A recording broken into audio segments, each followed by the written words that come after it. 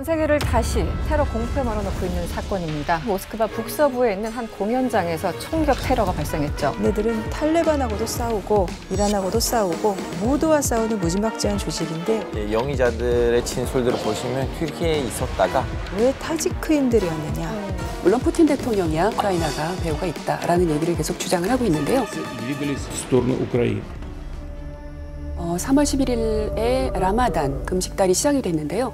안타깝게도 이미 가자 주민의 50%는 기아 상태다. 안보리는 지난 25일 지속적 휴전으로 이어지게 될 라마단 기간에 즉각 휴전을 요구하는 결의안을 가결시켰습니다. 미국이 이례적으로 비토 대신에 기권을 했습니다. 이스라엘에다가 굉장히 강한 경고의 메시지를 보낸 거라고 봐야겠죠. 가자 지구 주민들도 이 사실을 알지만 환영은 하지 않습니다. 낙관적이지 않다. And in the Ramadan spirit of compassion, it is also time for the immediate release of all hostages. 국제 이슈가 가까워지는 시간, 이승원의 월드시사 W 이승원입니다. 국제뉴스의 깊이를 더한 월드시사 W와 함께해 주실 분들 소개하겠습니다. 먼저 구정은 기자 나오셨습니다. 어서 오세요. 안녕하세요. 네, 알파고 신하 씨 나오셨습니다. 어서 오세요. 안녕하세요. 네, 그리고 오늘도 특별한 손님 두 분을 더 초대했는데요. 김수환 한국외대 융합인재학부 교수님 나오셨습니다. 어서 오세요. 네, 안녕하세요. 네, 오늘 잘 부탁드립니다. 그리고 또 한 분 계십니다. 방송인 에바 포피엘 씨 옆에 나와 계십니다. 어서 오세요. 네, 안녕하세요. 저는 영국에서 왔지만 이제 한국 엄마가 된 에바입니다. 잘 부탁드립니다. 네, 반갑습니다. 본격적인 이야기에 앞서서 이번 주 주목할 국제 뉴스부터 정리해 보도록 하겠습니다. 볼티모어 항구를 출발한 싱가포르 선적 컨테이너선이 동력이 차단돼 통제 불능에 빠진 채 다리와 충돌했습니다. 이 사고로 2.6km 길이의 초대형 교량 전체가 붕괴됐습니다. 선박의 긴급 조난 신고를 접수한 당국의 신속한 조치로 일반 차량 진입은 차단됐습니다. 교량 위에서 도로 보수 작업을 하던 근로자 8명은 2명만 구조됐습니다. 메릴랜드주는 비상사태를 선포하고 항구 운영을 무기한 중단했습니다. 모스크바 공연장 테러 희생자가 늘어났습니다. IS가 테러 배후를 자처했지만 푸틴 대통령은 테러 배후는 우크라이나라고 주장했습니다. 우크라이나 수도 키이우에 대규모 보복 공습을 감행했습니다. 우크라이나는 터무니없는 거짓말이라며 오히려 러시아의 자작극일 수 있다고 반박했습니다. No, there is no whatsoever any evidence, and in fact, what we know to be the case is that ISIS-K is actually, by all accounts, responsible for what happened. Они пытались скрыться и двигались в сторону Украины. Организаторы и заказчики этого преступления понесут справедливое и неизбежное наказание. 유엔 안전보장이사회 휴전 결의안이 가자 전쟁 발발 후 5달 만에 처음 채택됐습니다. 15개 이사국 중 14개 나라가 찬성했고 미국은 기권했습니다. 미국은 하마스에 대한 규탄이 빠졌다며 기권을 택했지만 취지는 지지한다고 밝혔습니다. 결의안은 라마단 기간 항구적이고 지속 가능한 휴전으로 이어질 수 있는 즉각적인 휴전을 촉구했습니다. 하마스는 결의안 통과를 환영했지만 이스라엘은 강력 반발했습니다. Hamas's terrorists, it gives Hamas terrorists the hope to get a ceasefire. 이런 가운데 결의안의 구속력을 놓고 논란이 확산하고 있습니다. 유엔 측은 국제법과 같은 구속력이 있다고 했지만 미국은 구속력이 없다는 입장입니다. We're kind of perplexed by this. It's a non-binding resolution, so there's no impact at all. 미 의회가 마침내 1조 1천억 달러 규모의 2024 회계연도 예산안을 통과시켰습니다. 지난해 10월 여야가 예산 법안을 놓고 대립하기 시작한 지 반년 만입니다. 본예산 처리가 완료되면서 오는 9월까지는 셧다운, 일시적 업무 정지에 대한 걱정은 내려놓게 됐습니다. 하지만 우크라이나와 이스라엘 등을 지원하기 위한 안보 예산안은 함께 처리되지 않았기 때문에 여야 간 줄다리기는 더 이어질 것으로 보입니다.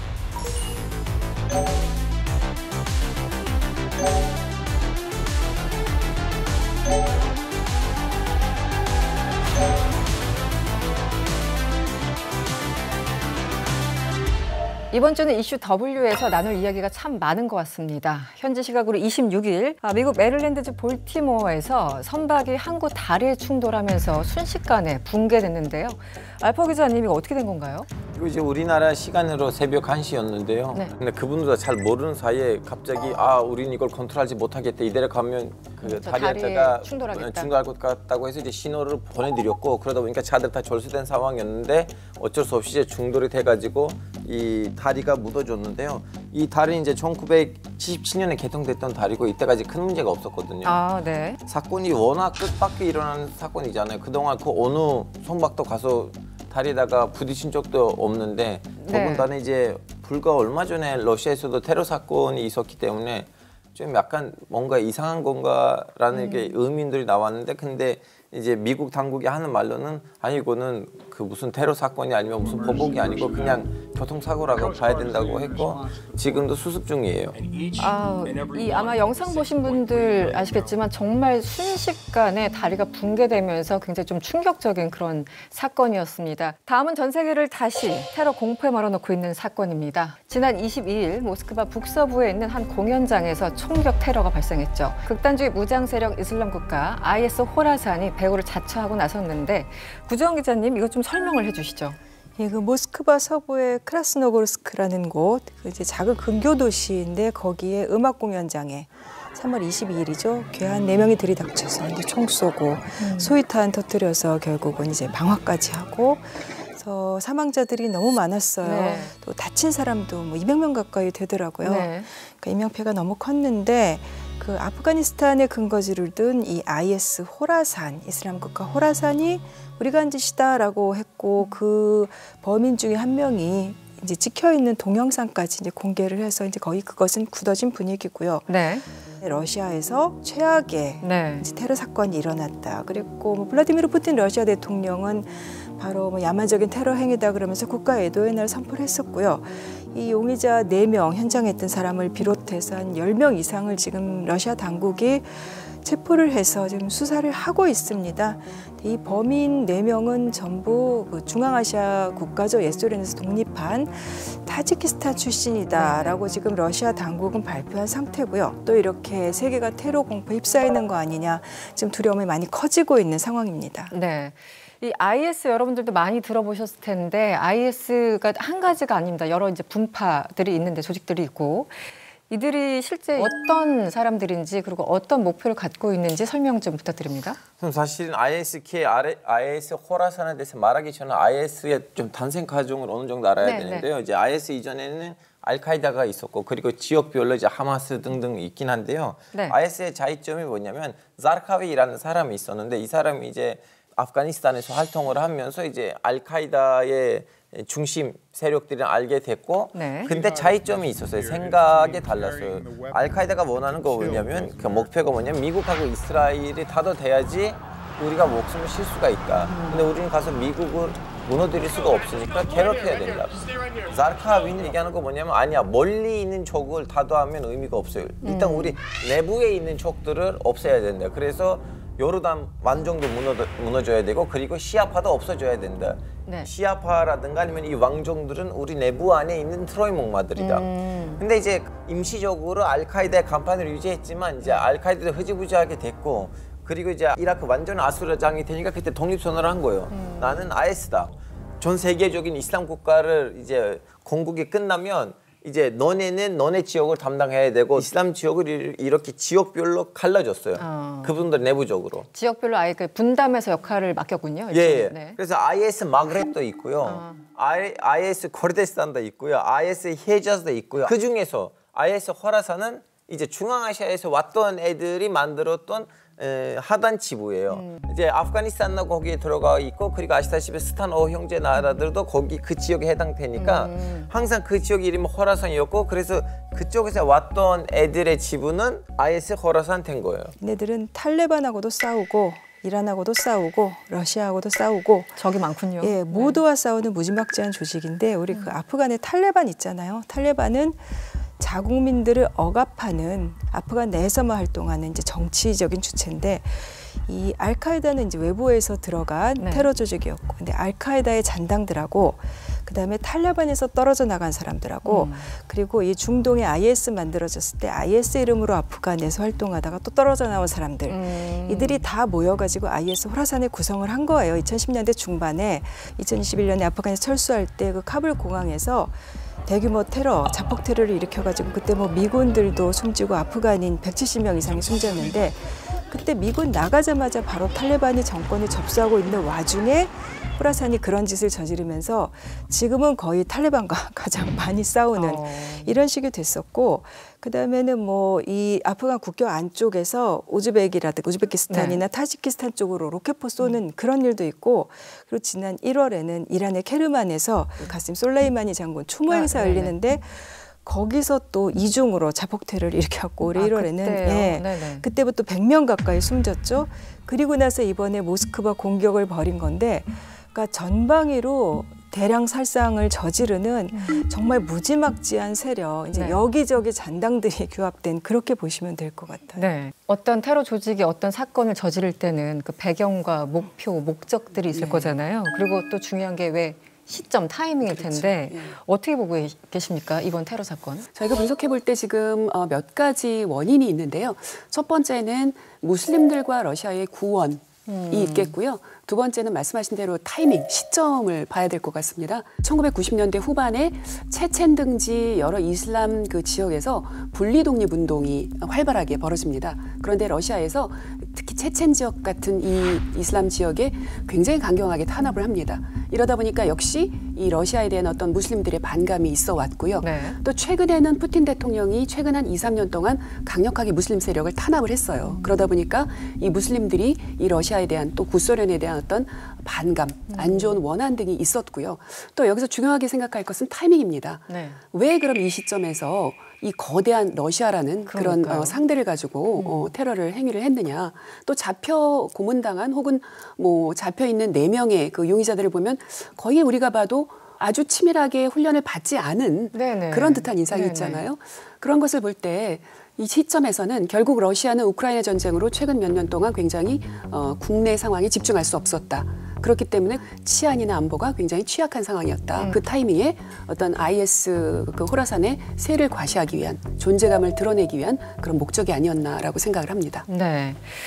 이 주변국들 반응도 굉장히 심상치 않습니다. 일단 프랑스 같은 경우는 마크롱 대통령이 프랑스에도 테러 시도가 있었다 이렇게 얘기를 하면서 병력 수천 명을 주요 도시에 지금 배치한 그런 상황인데요. 구정 기자님, 이 주변 국가들은 어떤 반응을 보이고 있습니까? 일단 우크라이나 침공 뒤에 러시아를 비난해왔던 나라들도 다 일단 애도는 보냈죠. 뭐 모스크바 주재 미국 대사관도 러시아 국민에게 진심으로 애도를 표한다라고 했고, 레바논의 헤즈볼라, 팔레스타인 하마스 등등도 다 공격을 비난했습니다. 프랑스는 그 IS 테러로 굉장히 큰 비극을 겪었었잖아요. 그 파리 테러로. 그래서 지금 뭐 경보, 보안 경보 지금 최고 수준으로 끌어올린 거고, 또 하나 이제 관심을 끄는 게 왜 타지크인들이었느냐. 타지키스탄은 사실 우리가 거기 이슬람 국가예요. 국민의 한 96%가 공식적으로 무슬림, 이슬람 순위파인데 이 테러 공격 관련해서 이름이 나왔던, 우리가 잘 들어봤던 나라는 아니죠. 근데 거기가 그 독립하고 나서 1994년부터 계속해서 한 사람이 집권을 하고 있어요. 이제 권위주의형 통치자고 그 라흐몬이라고, 푸틴하고는 친한 사이지만 내부는 당연히 억압해왔고, 이 이슬람 세력이 이 반정부 정서 이런 거를 좀 발판 삼아서 이렇게 치고 올라올 때가 조금씩 있는 거고, 지금 문제는 오히려 러시아에서 이 중앙아시아인들에 대한 그런 인종적인 그런 반감으로 가서 오히려 지금 또 폭력 사태들 이런 것들 나고 있어서 파장이 여러모로 지금 뻗칠 것 같습니다. 일단은 지금 튀르키예하고 러시아 사이에는 엄청난 합작이라고 해야 되나? 그 지금 이루어지고 있는 상황이고요. 왜냐하면 용의자들의 진술들을 보시면 튀르키예에 있었다가 튀르키예에서 고자하다가 튀르키예에서 누군가 연락을 해가지고 이 일을 일으켰다고 하거든요. 그러다 보니까 지금 튀르키예에도 뭐 물론 다들 뭐 배후가 누가 있냐가 따지긴 하지만 배후가 누가 있든 간에 서양 언론으로 보시면 IS가 바깥 나가서 무슨 작전을 하려고 하면 무조건 튀르키예를 걸치고 갔는데 튀르키예 정부는 언제까지 이렇게 좀 IS에 대해서 그냥 아무것도 손 놓고 있을 거냐. 그러다 보니까 지금 튀르키예에서 엄청난 여기저기 지금 경찰들이 압수수색하고 사람들 체포하고 있거든요. 왜냐하면 튀르키예가 지금 도마 위에 오른 상황이에요. 그거 하나 있고요. 그리고 또 일각에서는 이거는 굳이 소개해야 되는지 모르겠지만 그 공연장의 주인 공연장의 주인이 아제르바이잔 사람이거든요. 아제르바이잔 출신 유대인이에요. 그리고 한 몇 달 전에는 리쿠드 정당 출신 국회의원이 언론에 나와서 이 하마스 공격 뒤에는 러시아가 있다는 걸 우리가 모를 줄 알아요. 하마스 애들이 어디에서 그런 기술을 받았어요. 다 러시아한테 받았어요. 그래서 우리 전쟁 조금만 잠잠해지면 러시아가 우리한테 준 이 아픔에 대한 우리는 대가를 러시아한테 저지르게 될 것이다. 러시아 그냥 가만히 있어라라고 했는데 그 사람 다음에 너무 파장이 커서 그 말을 해명하지도 않았어요. 해명하지도 않았어요? 예. 네. 러시아는 대가를 지를 것이다라고. 비주류 사람 아니고 정치인이에요. 국회의원 이력에는 리쿠드 정당 출신이거든요. 네네. 리쿠드는 아시다시피 나타냐후 정당이에요. 그러니까 발언에 무게감이 있다라는 의미이신 거죠. 그래서 네. 지금 중동에서는 그 사람의 몇 달 전에 있었던 그 발언 그리고 공연장 그리고 이번에 잡혔던 사람들 중에서 2~3명이 그냥 사주를 받아서 간 거예요. 뭐 그냥 텔레그램에서 연락이 온 거예요. 그래서 그 금액도 얼마 안 되고 그래서 사람들이 이걸 다 합치니까 요즘은 러시아는 살아남으려고 이슬람 코인을 타고 있었거든요. 이제 튀르키예, 이란에서 정상회담을 했어요. 푸틴이. 거기서도 푸틴이 코란에 있는 구절들을 다 낭독을 하면서 살짝 이렇게 울컥하면서 우리 이제 형제다 뭐 이런 말들 하고 있었는데 그래서 푸틴의 이슬람 코인을 타는 것을 막으려고 하는 뭐 여러 가지 거 아니냐라는 말이 나오는데 저 이건 내 생각이 아니에요. 네, 여러 가지 소개하라고 설들이. 하셨기 때문에 소개했습니다. 네, 여러 가지 설들이 있다 등등. 어쨌든 푸틴 대통령은 이 용의자들의 어떤 출신지에 대해서는 명확히 얘기를 하면서도 그럼에도 불구하고 우크라이나가 뒤에 있다라고 얘기를 하고 있잖아요. 도대체 어떤 논리로 연결되는 건가요? 논리는 나름으로 있는데 근거는 사실 현재까지로 봐서는 전혀 없는 것 같고요. 네. 푸틴 대통령이 우크라이나 침공할 때도 우크라이나가 나치 성향이다. 이런 주장을 했죠. 근데 이번에도 테러범들을 나치에 비유하고 그럼 나치랑 비슷하다고 비유를 하면 그것이 근거가 되나 의심스럽기는 하지만 아무튼 뭐 이 테러범들이 우크라이나로 넘어가려고 했다. 우크라이나에 뭔가 지원해주는 그런 계획이 있었다. 현재까지는 근거는 뭐 전혀 없는 것 같고요. 네. 말씀해주신 그 부분과 연결되는 게 이 벨라루스 대통령, 영원한 푸틴의 우군일 줄 알았는데 이게 실수 같기도 한데 무언가를 설명하려다 약간 다른 길로 샜어요. 이 사람들이 본인들 영토로 도망가려다가 이걸 막아서 우크라이나로 가게 됐다. 이런 발언을 해가지고 난리가 난 것 같은데. 그러다 보니까 이제 그동안 러시아 언론이 좀 하려고 했던 얘기에 반대되는 얘기잖아요. 네, 어긋나는 거잖아요. 왜냐면 이 사람들이 이 일을 저질리고 이제 우크라이나로 도망가려고 하다가 우리는 잡았다. 근데 이제 루카셴코 나와서 아니야, 우크라이나 도망가려고 한 거 아니었어. 원래 우리한테 오려고 했는데 우리는 이제 국경에서 우리는 통제를 했어. 통제를 했기 때문에 그쪽으로 갔다. 이제 여기서 루카셴코하고 푸틴의 관계는 여기로 봐야 돼요. 사실은 이제 소련은 갑자기 붕괴됐거든요. 갑자기 붕괴됐는데 이런저런 조약들 하면서 그래도 좀 약간 서로 좀 잘 지내자고 했었던 그런 기구들을 만들었어요. CIS이라는 기구도 그런 차원에서 나온 거고 그 중에 하나는 뭐냐면 만약에 벨라루스하고 러시아는 다시 한번 통일되면 루카셴코 보르석이 항상 그런 뭔가가 없지 않아 있었어요. 이거는 그리고 최근에 와서 또 프리고진 사태가 터졌잖아요. 작년에. 그때 누가 끼어 들어와서 중재를 시키고 마무리시켰어요. 또 루카셴코였어요. 루카셴코는 자꾸 나는 이제 또 근형으로 뭘 해야겠다 이런 이미지를 하려고 하거든요. 그래서 그걸 보는 푸틴도 기분이 싹 좋진 않아요. 안 좋죠. 네. 그러니까 많은 분들이 이제 IS랑 이슬람을 같이 생각을 안 하시는 분들이 많지만 아무래도 그래도 이런 테러가 생기면은 이슬람에 대한 그런 선입견을 만드는 것 같아요. 근데 교수님, 그 극단적인 그 무장 단체들이 도대체 무엇을 위해서 그렇게 계속 세계를 상대로 이런 테러를 저지르는지. 이번엔 아주 구체적으로 푸틴 대통령을 목표로 삼아서 암살을 하겠다라는 동영상을 발표를 했어요. 근데 이런 상황이 아무래도 4명의 용의자, 잡힌 용의자 잔인하게 고문하는 그 동영상을 아주 공개적으로 배포를 했잖아요. 유포를 했잖아요. 그러니까 이런 애에 대한 어떤 원한이나 분노 이런 그 리액션이다라고 생각을 할 수도 있지만 결국은 이 극단주의 무장 단체들의 존재는 결국은 어피셜하지 않은 비공식적인 단체들이기 때문에 자신들의 존재감을 확인하거나 과시하거나 드러낼 수 있는 방법은 결국 어떤 자극적인 어떤 행위를 하는 수밖에 없어요. 그것이 바로 테러 행위가 되겠고요. 예를 들어서 민간인 학살이라든지 아니면 참수라든지 자살폭탄 테러라든지 이런 여러 가지 형태로 나타나게 되거든요. 그렇다면 이번에 모스크바 테러 사태에서도 나타났듯이 결국 전 세계 언론이 주목할 것이고 결국 대중들은 굉장히 공포심을 유발시키게 되거든요. 전 세계 평화를 흔드는 그런 것이 목표가 되기 때문에 또 이러한 단체들을 또 과격하게 지원해주는 그런 또 지원 세력들이 있거든요. 네. 그렇다면 이 지원 세력들이 활동 자금을 또 모금하는데 이런 또 어떤 계기, 동기가 될 수가 있기 때문에 작년 10월 7일 하마스 공격 이후로 사실 벨기에, 독일 이쪽에서 유럽 쪽에서도 계속 산발적인 어떤 테러 위협이 있었거든요. 그리고 테러가 발생을 했거든요. 그렇기 때문에 하마스 공격보다 조금 더 뭔가 큰 것, 좀 과격한 것을 해야 된다라는 어떤 이런 극단주의 테러 분자들의 어떤 조바심 이런 생각들이 있어요. 그래서 이번 모스크바 테러도 그런 일환이 아니었나라는 생각을 해보고 있습니다. 네. 이슈 W에서 짚어봤듯이 이슬람 극단주의자들의 테러는 전체 이슬람에 대한 거부감 혹은 혐오로 이어지기도 합니다. 전 세계 무슬림 인구는 약 20억 명이라고 하죠. 세계 인구의 무려 4분의 1에 해당되는데요. 과연 우리는 이슬람에 대해서 얼마나 알고 있을까요? 오늘의 주제는 테러와 평화, 이슬람의 두 얼굴입니다.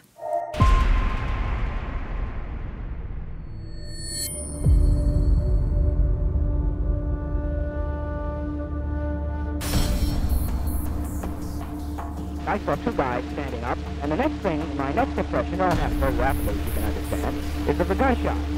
And I saw Malcolm had his hand up, and he had said, talking about Norton closing my mouth. You tell Norton he opened my mouth wider. Don't believe that stuff, predicting on the predictor. Of a legacy of service and devotion to this country set by my beloved mother, the late Queen, that I deliver this, the first King's speech, in over 70 years. Pedagang asongan, sopir, akademisi, guru, TNI, Polri, pengusaha.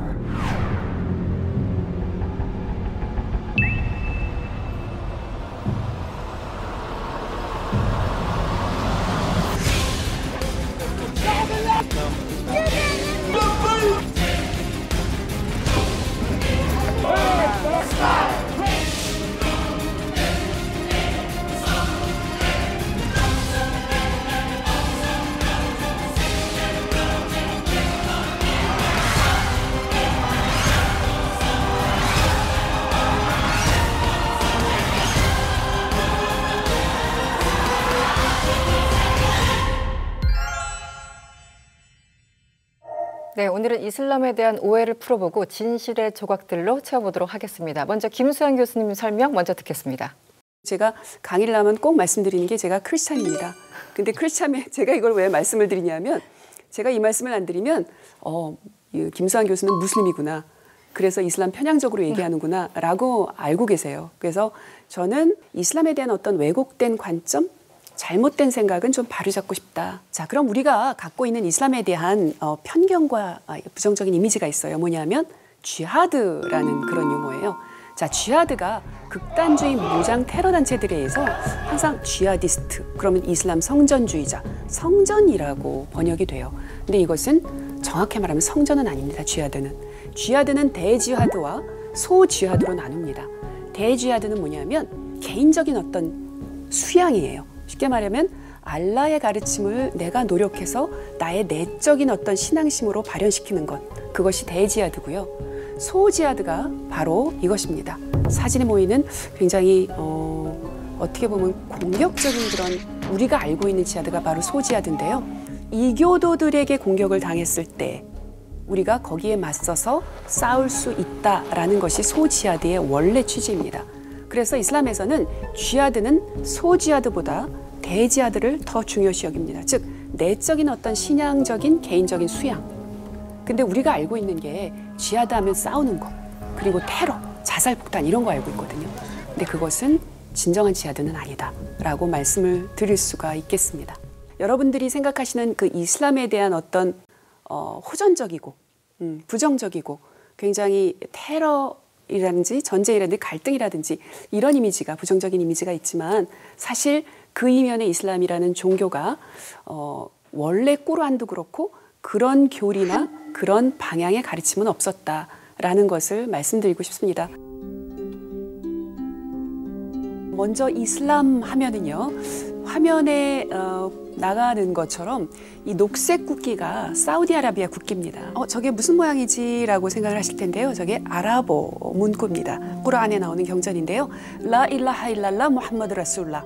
알라 위에 다른 신은 없고 무함마드는 알라의 사도다 라는 그 개경장에 나오는 그런 꾸란의 경전인데요. 이것이 어떻게 보면 이슬람의 가장 기본이 되는, 중심이 되는 그런 사상이다라고 말씀을 드릴 수가 있겠습니다. 그래서 이슬람은 강력한 유일신을 추구해요. 이 이슬람이 발행된 7세기거든요. 근데 그 이전에 이 아라비아 반도, 즉 그때는 국경이 없었겠죠. 국경이 획정되기 전에 아라비아 반도에서는 굉장히 다신교가 횡행했었습니다. 우상 숭배가 횡행했었죠. 그런데 이때 무함mad이 나와서 이슬람을 창시하면서 신은 하나다. 그것은 알라다. 620여 년에 이슬람을 창시하면서 이분이 종교 지도자뿐만 아니라 그때 당시에 어떤 정치적인, 사회적인 지도자 역할을 했던 정치, 사회 지도자, 사회적인 굉장히 영향력이 큰 사람이었다라고 생각하면 되겠고요. 그때 당시에 아라비아 반도에는 굉장히 부족들만 있었어요. 국가가 없었기 때문에.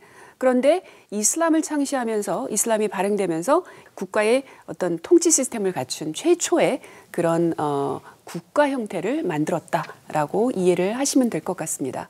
결국은 이 이슬람은 새로운, 완전히 하루아침에 딱 떨어진 새로운 종교가 아니라 그 꾸란 내용을 보면 결국 성경에 있는 구약의 일부도 있고요. 그리고 우리가 알고 있는 예수님도 선지자로, 존경받는 선지자로 등장하는 그러한 그 꾸란의 내용이 있습니다. 기독교와 그럼 차이가 뭔가를 우리가 생각해 볼 때 가장 큰 기독교와의 차이점은 기독교는 성부와 성자와 성신의 이름으로잖아요.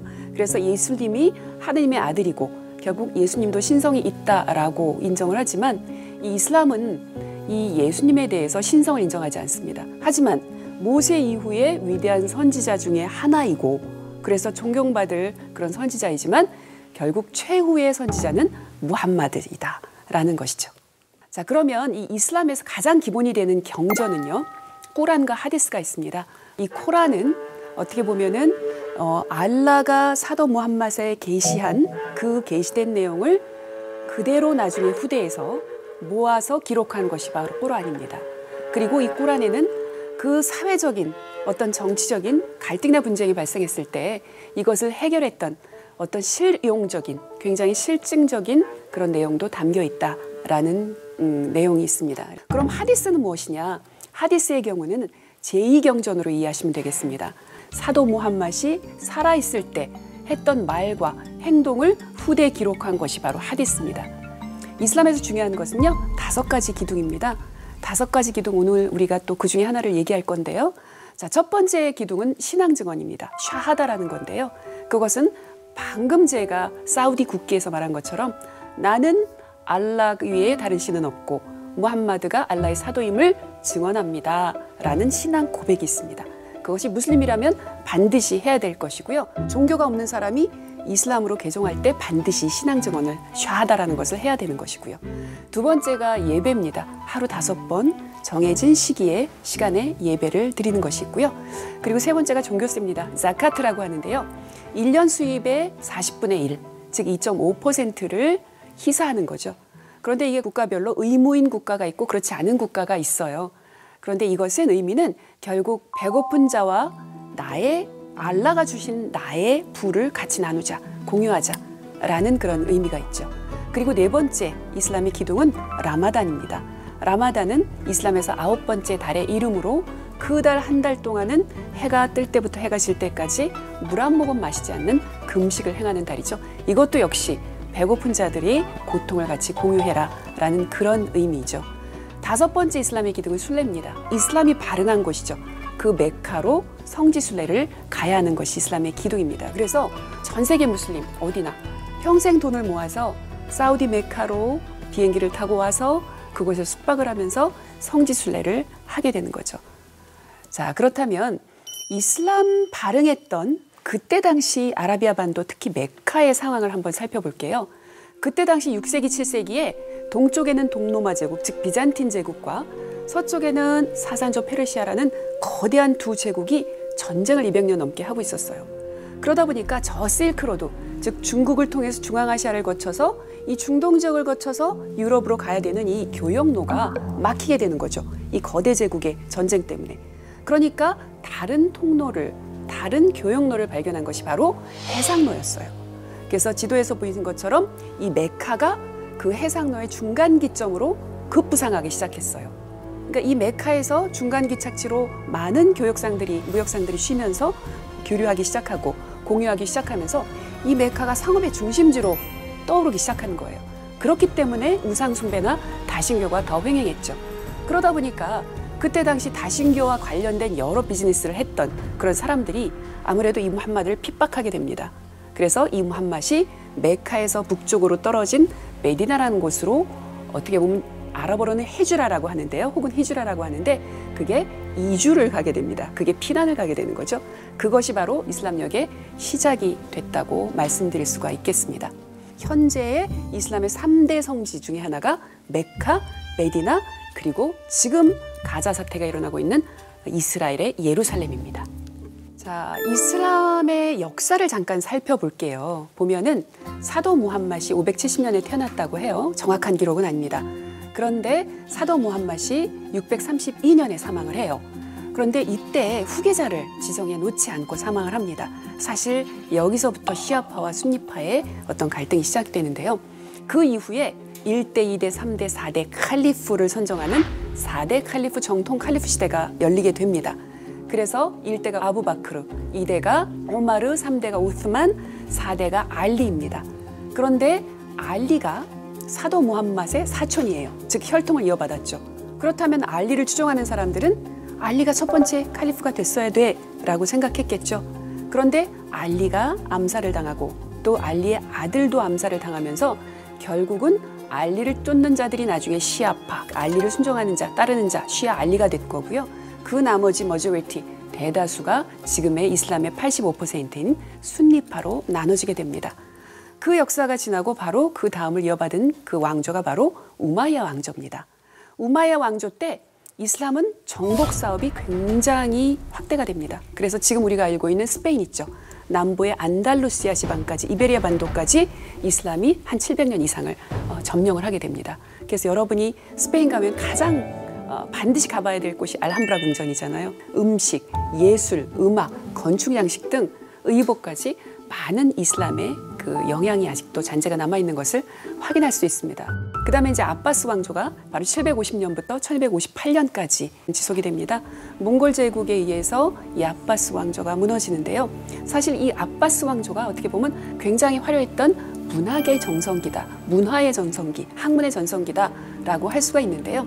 그때 당시 이슬람 제국은 사실 유럽에서 사신을 보내서 그 이슬람 제국의 기술을 배울 정도로 화려했었어요. 이슬람 제국의 아바스 왕조의 칼리프가 그 프랑스의 샤를마뉴 대제에게 물시계를 선사하는데요. 그 물시계를 이 아바스 왕조의 무슬림 기계 제조업자가 그거를 만들었는데요. 굉장히 경이로운 물시계였다라는 것을 알려주는 그런 상황이었죠. 자, 아바스 왕조의 수도가 바그다드였어요. 지금 현재 이라크 수도죠. 자, 바그다드는요, 이 그림에 보시는 것처럼 굉장히 원형 도시의 계획 도시였어요. 그때 당시 9세기만 해도 그 바그다드 그 안에 인구만 약 900만이 된 거로 기록이 되고 있어요. 그다음 비교를 하자면 10세기, 11세기 그때 우리 고려시대 전체 인구가 1200만 명이라고 해요. 그런데 당시 9세기에 바그다드 하나만 900만이었다는 거예요. 그리고 이 도시가 그때 당시 당나라인 장안, 그리고 동로마 제국의 콘스탄티노플과 3대 도시로서 인정을 받을 만큼 굉장히 전 세계 문물이 한꺼번에 융합되고 모이는 그런 곳이었죠. 그래서 국내에서는 뭐 직물도 생산되고 해외에서는 향료, 중국에서 도자기 이런 것들이 수입돼서 전 세계 사람들이 화려한 어떤 패션과 화려한 어떤 트렌디함을 맛볼 수 있는 그런 곳이었죠. 그리고 또한 중요한 것은 이 바그다드가 코스모폴리탄 도시인데요. 왜냐하면 무슬림뿐만 아니라 거기에 페르시아인, 기독교인, 조로아스토교인, 그리고 또 뭐 시리아 사람들, 이런 각종 종교 상관없이 출신 배경 상관없이 모든 사람이 아울러서 행정, 그리고 예술, 문학, 기술 이런 것을 다 종사할 수 있었던, 그리고 이 아바스 왕조의 하룬 라시드라든지 아니면 칼리프 알마문이라는 이런 지도자들이, 칼리프들이 이런 학자들 그리고 기술자들에게 전폭적인 지원을 해서 학문의 기술의 발전이 그게 이슬람 왕조에 있어서는 그게 최고조에 달했을 정도로 화려한 전성기였다라고 말씀을 드릴 수가 있겠습니다. 그래서 여러분 혹시 지혜의 집이라고 들어보셨는지 모르겠어요. 아랍어로 바이틀 헤크마라고 하는데요. 여기는 쉽게 말하면 지금 현재로 말하면 연구재단, 연구센터, 번역센터 정도로 번역을 할 수가 있겠는데요. 전 세계에 있는 학자들, 전 세계에 있는 연구자들, 전 세계에 있는 번역할 수 있는 사람들 다 모여. 그리스, 로마 자료, 페르시아 자료, 중국 자료, 인도 자료 다 모아서 번역해 아랍어로. 그래서 여기서 이때 아랍어로 번역된 자료들이 그때 당시 중세 유럽에 보면 유럽에 암흑기가 있었거든요. 신중심 사회였기 때문에 그때는 인간의 논리를 눌러야 하는 사회였어요. 그렇기 때문에 신중심 사회에 의해서 폐지되거나 없어지는 그런 사회였는데 반대 이슬람 세계에서는 오히려 그런 학문을 권장을 했다. 기술을 권장하는 시대였다. 그래서 아랍어로 번역된 자료들이 추후에 유럽으로 건너가서 결국 르네상스, 유럽 르네상스의 기초가 되어서 발전을 하게 됐다라는 그런 기록이 있고요. 그리고 또 이슬람 종교의 특징으로 한번 넘어가 보도록 하겠습니다. 자, 이슬람 종교의 특징은요. 이슬람을 창시한 사도 무함mad은 예수님처럼 신성이 없습니다. 예수님의 우리 성경에 보면은 신약에 굉장히 많은 기적을 행하십니다. 그런데 사도 무함mad은 기적을 행하지 않습니다. 거의. 단 하나 기적을 행했다고 기록이 나오는 것은 뭐냐면 하룻밤에 메카에서 날개 달린 말을 타고 예루살렘으로 날아가서 거기서 7개의 하늘을 올라가서 알라를 만나고 다시 내려왔다. 메카로 돌아왔다라는 기적 정도예요. 그래서 이슬람에서는 사도 무함mad은 철저히 신성이 없는 그냥 인간이다. 사람이다. 라고 합니다. 그래서 우상 숭배를 철저히 금지해요.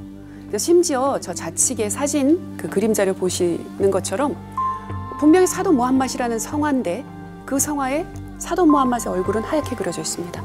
철저히 우상 숭배를 금지하기 때문입니다. 아랍에서 예술에서 아라베스크 문양이 발달된 것이 초상화가 발달될 수 없었기 때문에 기하학적인 무늬로 발달된 것이 바로 그 예술이 아라베스크 문양이 되는 거죠. 그래서 오늘은 제가 이슬람에 대해서 굉장히 기초적인 내용을 가져왔고요.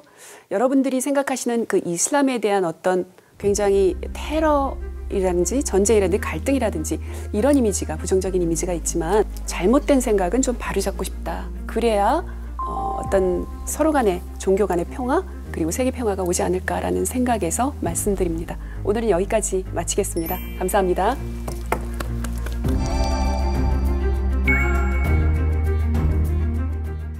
지난 3월 초부터 이슬람 평화를 담은 종교의식 라마단이 진행 중이죠. 우리 알파고도 라마단 지금 하고 있는 건가요? 네. 네.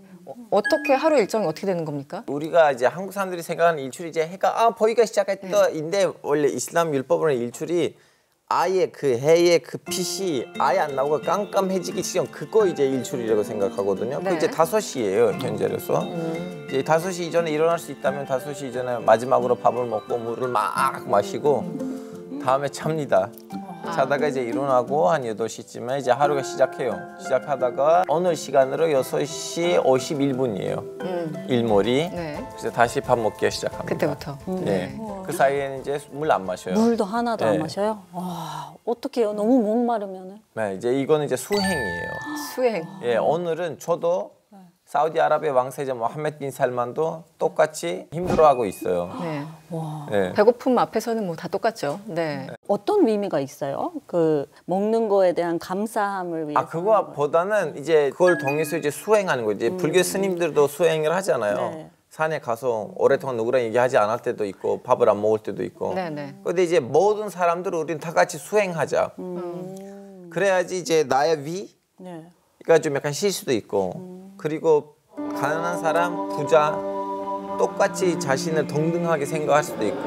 그리고 막판에 라마단 끝나면 그거 있어요. 그 재산의 2.5% 전체 재산의 2.5%를 남들한테 나눠줘야 되거든요. 이건 이슬람의 율법이에요. 한 달 동안 배고프고 힘들어하고 이제 돈 없는 사람들을 공감하고 난 다음에 2.5를 더 정확하게 이런 느낌입니다. 그런 느낌이군요. 이 라마단의 의미가 배고픈 자의 고통을 같이 공유하는 거기 때문에 사실 있는 사람들이 그때는 이런 광장 같은 데다가 음식을 많이 차려놓고 먹을 수 있는 시간이 될 때 같이 와서 먹어라. 가난한 사람들 이거거든요. 이렇게 쉽게 설명이 가능한데 너무 어렵게 설명하는 거 아니에요? 아는 게 많아서. 너무 아는 게 많아서. 굶어서 그래요. 가장 배고플 시간인데.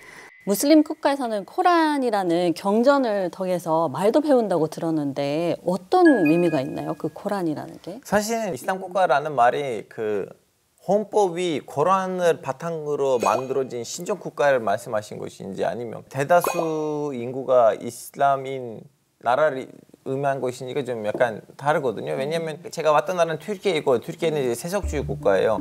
헌법에는 이 국가의 종교가 명시되진 않아요.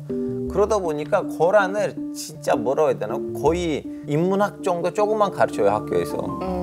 근데 그 반면에는 수단이나 사우디아라비아에서는 거의 유치원부터 가르쳐주고 일반적인 사우디 고등학교, 중학교 교육을 받은 사람이 코란을 공부하는 거는 기본이고 코란의 그 내용을 외운 상태로 졸업해요. 거의 다 외워야 되는 상황이군요. 그러니까 600페이지거든요. 600페이지 한 거의 한 50페이지 정도는 외워요. 이렇게 말 하나만 던지면 쭈르륵 이렇게 나와 입에서. 네네. 그래서 그거는 이제 나라마다 코란에 대한 교육, 코란에 대한 인식이 좀 다르죠. 네. 이 팔레스타인 가자지구 얘기를 또 안 할 수가 없죠. 지금 전쟁 포화 속에서도 라마단이 진행되고 있다고 들었는데 교수님 좀 설명을 해주시죠. 어떤 네. 상황인가요? 현지 주민들의 얘기를 들어보니까 라마단 시작 전부터 우리는 이미 금식하고 있었다. 먹을 게 없었다. 라는 너무나 안타까운 그런 보도가 나오고 있어요. 그럼에도 불구하고 3월 11일에 라마단 시작달의 첫 번째 그 해가 진 다음에 먹는 첫 번째 음식인 이프타르를 정말 이 거리에서 있는 음식 다 긁어 모아서 사람들이 함께 나눠서 바닥에서 먹는 그런 그 사진을 제가 외신을 통해서 봤어요. 일부 통계적인 보고서를 인용하자면 7월 달까지 가자 주민의 50%는 기아 상태다. 그러니까 이 정도로 어려운 상황에서도 가자 주민들은 이 라마단을 지키고 있는 거죠. 네. 실제 뭐 유엔 보고서에서도 배고픔으로 사람들이 목숨을 잃고 있다는 얘기가 여러 차례 나왔었죠. 그런데 안보리는 지난 25일 지속적 휴전으로 이어지게 될 라마단 기간에 즉각 휴전을 요구하는 결의안을 14개 이사국 찬성으로 가결시켰습니다. 이게 어떤 의미를 갖는지 좀 얘기해 주시죠. 결의 2728호. 뭐 내용은 라마단 기간 동안에는 즉각 휴전을 하라. 그리고 하마스를 겨냥해서는 이제 뭐 인질들 석방하라, 무조건적으로 석방하라. 그리고 가자 지구에 긴급히 원조를 확대할 필요가 있다. 이런 결의 내용은 그런 건데 미국이 이례적으로 지금 거부권 행사, 비토 대신에 기권을 했습니다. 그러면서 주 유엔 대표부의 미국 대사는 이 결의에 담긴 목표는 지지한다 뭐 이런 발언을 했다고 하더라고요. 팔레스타인은 현재 유엔의 옵서버 국가죠. 참관국. 사실 팔레스타인은 명실상부한 국가고 당연히 회원국이 돼야 되는데 그거 바로 이스라엘 반대와 미국의 비토 때문에 지금 회원국 못하고 있는 거잖아요. 그래서 팔레스타인 대사는 이것이 전환점이 될 것이다라는 말을 했어요. 전환점이 정말 될지 아닐지는 모르겠지만 물론 미국이 그래서 앞으로는 이스라엘의 편에 안 들 것이다. 이렇게 볼 수는 없어요. 그렇지만 아무튼 지금 상황에서는 이 이스라엘의 행태가 미국에 너무나 큰 정치적인 부담이 되고 있기 때문에 일단 경고의 메시지를 보낸 것 같고 뭐 이스라엘 대사는 이번 결의안을 가지고 뭐 수치스러운 결의다라고 말을 했다 그러는데 이 미국과 이스라엘의 관계의 기회를 이렇게 공개적으로 나오게 된 거 이런 부분들이 앞으로의 전쟁에 어떤 영향을 미칠지 분명히 큰 영향을 미칠 수 있을 것 같습니다. 교수님, 이 사실 유엔에서 관련 결의안들은 여러 차례 시도됐지만 계속 불발됐습니다. 그러다가 이번에 결국은 미국이 기권하면서 겨우 통과됐다라고 볼 수 있는데 이게 배경이 뭘까요? 결국 미국이 다급해진 거죠. 바이든 대통령이 다급해졌다고밖에 볼 수 없죠. 가장 큰 원인이 결국 11월 미국 대선이 아닐까라는 생각이 듭니다. 초반에는 하마스 사태에 대한 국제사회의 어떤 분노 이런 적개심이 있었는데 그것이 시간이 흘러가면서 이스라엘 공격이 도가 넘어섰다라는 그런 분위기가 있으면서 국제사회에서 인도적인 차원에서 가자 주민들의 어떤 생명을 보호해줘야 되지 않겠느냐라는 그런 인식이 점점 증가했습니다. 역시 국내 상황도 바이든 대통령의 대외 정책 중에 가장 중심이 되는 대중동 정책의 어떤 실패, 결국 이스라엘을 미국이 어떻게 보면 컨트롤하지 못한 거잖아요. 그렇죠. 그러다 보니까 이런 것에 대해서 바이든 대통령의 지지자들의 어떤 지지 세력 약화 이런 것들이 굉장히 불안하게 만들었던 거죠. 그래서 지금 결의안에 14개국 이사국이 찬성을 했어요. 그건 굉장히 큰 의미가 있습니다. 미국이 비록 거부권이 아니라 기권을 했다 하더라도 결국은 이것이 이 하마스 즉 이 가자 지구 가자 사태에 대한 어떤 국제사회의 어떤 인식의 변화를 의미하는 것이 아닌가라는 생각을 합니다. 거기에 미국도 가만히 있을 수는 없었겠죠. 그렇죠. 그 전에 인도적 지원을 이스라엘이 막았을 때 미국은 본때를 보여줬어야 돼요. 유엔이 결의안을 통과시킬 수 있게 기권을 해줬어야 됐어요. 그런데 때를 놓쳐서 결국은 아이가 굶어 죽는 사진이 전 세계에 공개가 됐어요. 그 다음에 결의안에 기권하는 모습을 보여줬던 거예요. 미국이 이번에는 그냥 가서 만나고 야, 얘들아 싸우지 말자 이거 아니고 좀 나름 좀 의미가 있는 행동들을 하기가 시작했어요. 어떤 거죠? 예를 들면 카타르에 가서 카타르에 있는 이제 셰이크라는 얘기를 했는데 블링컨이 나 지금 이스라엘을 설득하려고 하는데 너네도 지금 하마스 애들을 설득하려고 해. 하마스 애들 말 안 들으면 쫓아낼 거라는 협박까지 해. 그래야지 우리는 이걸 빨리 마무리시킬 수 있다고. 그런 식으로 좀 약간 미국이 아마 6번째 순방이에요. 중동 순방인데. 블링컨 국무장관이 정말 많이 갔죠. 네. 근데 그 이전에 있었던 것들에서 그냥 가서 사람들이 공감하지 않는 말들 하고 돌아왔거든요. 이번에는 그나마 좀 약간 액션들을 취하는 것 같아서 좀 결과가 어느 정도 나오지 않을까라는 낙관적인 생각을 갖고 있어요. 이번 결의가 휴전까지 과연 이어질 수 있을까요? 이 유엔의 결의안을 즉각적인 휴전 결의안을 채택을 했지만 결국 법적 구속력이 없어요. 그렇기 때문에 팔레스타인 사람들도 가자 지구 주민들도 이 사실을 알지만 환영은 하지 않습니다. 낙관적이지 않다. 왜냐하면 뻔히 알거든요. 이게 법적 구속력이 있어야 이스라엘이 그것을 행하는 것이 그런 구속력이 없을 때는 안 해도 상관이 없거든요. 그렇기 때문에 사실 쉽지는 않을 것 같다라는 생각이지만 라마단 금식 성월이기 때문에 금식달이기 때문에 정말 기도하는 마음으로 바라보고 싶습니다. 알겠습니다. 이 시점에서 무슬림인 알파고 기자에게도 이슬람에 대해서 이야기를 조금 더 들어보고 싶습니다. 오늘은 3분 세계일주 대신에 중동 출신 남자가 풀어주는 이슬람에 대한 3분 오해와 진실 코너를 저희가 급하게 마련해 봤는데 처음에 한국에서 한국 사람 만났을 때 이제는 거의 예상되는 질문들이 있잖아요. 첫 질문, 진실들이 있었으니까. 아빠의 몇 번째 부인에서 태어났는데 이거 많이 들었고 너네 거기 컴퓨터 있어? 아 진짜요? 네, 뭐 낙타는 기본이고 저 낙타를 처음으로 저도 이제 관광지에서 봤어요. 네, 더군다나 튀르키예 사막이 없어요. 한국 커뮤니티에서 SNS에서 어떤 짤이 있어요. 걔네들이 경전에서 이런 것들이 있다고 해서 거란에 없는 얘기를 아예 좀 약간 왜곡된 거 아니고 아예 없는 얘기를 거기 이제 번호들 옆에다가 매기면서 돌아다니고 있어요. 거란에서는 뭐 성폭행을 해도 전국에 간다 이런 말이 너무 끔찍한 말들을 쓰고 있는데 이건 이제 거란에 있다는 거예요. 저는 여기를 통해서 다시 말씀드리고 싶은 거 뭐냐면 이제 이슬람이라는 종교는 태어난 지는 이제 1400년 됐고요. 인구가 20억 넘어요. 그 인류 역사상에서도 수많은 사이비들이 나왔다고 없어졌거든요. 왜냐하면 비인간적인 것을 갖고 있었기 때문에 없어지는 거예요. 결국 없어져요. 이렇게 대놓고 사람을 죽이라 성폭행을 해라라는 것을 쓸 리가 없어요. 이거는 살아남을 수가 없어요. 다음 세대한테 안 넘어가요. 이건 인류 역사의 검증이거든요. 근데 앞으로는 이런 것들이 있으면 내피쇼를 통해서 좀 이겨내시길 바라고요. 이제 이번 계기로 좀 약간 몇 가지 오해를 풀자고 하면 일단 히잡이라는 거는 거란에서 어떻게 해야 되는지가 정확하게 묘사되진 않아요. 그 거란에 있는 건 자기네 기중함을 그 가슴까지 덮어라라고 써 있어요. 근데 어떻게 덮어라라는 말이 없고 이것 때문에 지역에 따라 그 지역에 이슬람이 오기 전에 있었던 거기 있는 디폴트 복장이란 합치면서 다양한 이슬람 여성 복장들이 나타난 거예요. 예를 들면 제 엄마는 히잡을 쓰지만 히잡 정도 쓰는 거예요. 근데 여동생 안 써요. 우리가 여동생한테 단 한 번도 야 너도 써라고 하지는 않았어요. 왜냐하면 히잡이라는 거니 여성이 수행하는 과정에서 본인이 스스로 좀 약간 깨닫고 하는 거지 남이 와서 여성한테 너 히잡 쓰라고 하는 것이 종교적이지 않는 행위예요. 이거는 여성하고 신 사이에 있는 관계예요. 그리고 저 여기서도 다시 말하고 싶은 거 뭐냐면 중동 이슬람이라고 하는데요. 교수님도 이제 여러 단에 계셨지만 중동에 다른 종교들도 있어요. 기독교도 있어요. 그렇죠. 그리고 아랍 인구의 전체가 다 이슬람 아니에요. 레바논, 이집트 제법 기독교 분들도 많습니다. 중동에서 우리가 상상한 만큼 기독교 이슬람 갈등이 있었으면 이러한 오늘날의 모습이 나오진 않았을 거예요.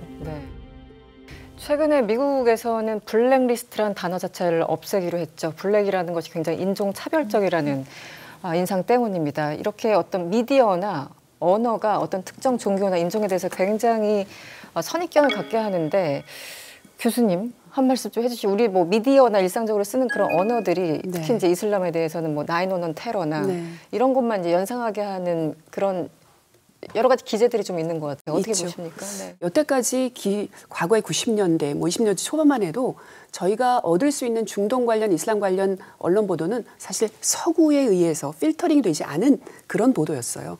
그러다 보니까 서구에서는 뭐 세미얼 헌팅턴 같은 정치 외교학자가 문명의 충돌이라는 책을 내면서 결국 이슬람을 기독교와의 충돌과 대립각으로 만들었던 거거든요. 근데 사실 그렇지 않습니다.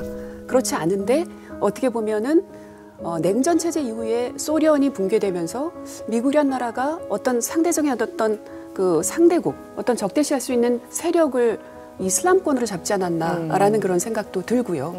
그렇기 때문에 이슬람이 그 순수한 본연의 이슬람이 갖고 있는 순수한 이슬람 자체의 그 성향 또는 교리보다는 굉장히 과격하고 조금 뭐 선정적이고 그리고 선동적이고 굉장히 잔인한 그런 이미지로 잘못 부각된 것은 아닌가. 그래서 선입감 없이 기존에 갖고 있는 우리가 잘못된 왜곡된 그런 관점을 빼고 그냥 종교로서 바라봐주는 것도 필요하지 않을까. 그럴 때 이런 갈등과 충돌이 사라지지 않을까라는 생각을 합니다. 네. 이스라엘과 하마스 전쟁 그리고 이슬람 문화에 대해서 두루두루 살펴봤습니다. 6개월 가까이 이어진 전쟁으로 아사자가 속출하는 팔레스타인 가자 지구에서 바다에 떨어진 구호품을 건지려다 익사하는 안타까운 상황까지 이어지고 있습니다. 팔레스타인 사람들은 배고픕니다. 각자 고도의 정치적 세법 이전에 먹고 사는 일이 우선입니다.